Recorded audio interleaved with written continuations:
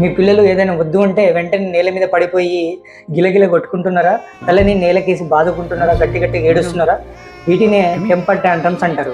చిన్న పిల్లలు ఇలా చేయడం చాలా కామన్. వీటిని సింపుల్గా ఎట్లా కంట్రోల్ చేయాలో ఈరోజు తెలుసుకుందాం. 2 నుంచి 4 సంవత్సరాల పిల్లలు ఏదైనా బాధ వస్తే బయటికి చెప్పుకోలేక ఇలా చేస్తుంటారు. ఇలా చేయడానికి వెనుక కొన్ని కారణాలు ఉన్నాయి, అవి తెలుసుకుందాం. మొదటిది ఆకలి. ఆకలి వేసినప్పుడు వాళ్ళు బయటికి చెప్పుకోలేక చిరాకుతో ఇలా చేస్తారు. రెండోది సరిగా నిద్ర లేకపోవడం. మూడోది అలసిపోవడం. నాలుగోది అడిగింది ఇవ్వకపోవడం, వాళ్ళ దగ్గర ఏదైనా ఉంటే అది లాక్కోవడం. పిల్లలు గట్టి గట్టిగా ఏడుస్తున్నప్పుడు మనం వాళ్ళని తిట్టడం కానీ, కొట్టడం కానీ, బెదిరించడం కానీ చేయకూడదు. ఇలా చేస్తే వాళ్ళు ఇంకా ఎక్కువ గట్టిగా ఏడుస్తారు, ఇంకా ఎక్కువ చేస్తుంటారు.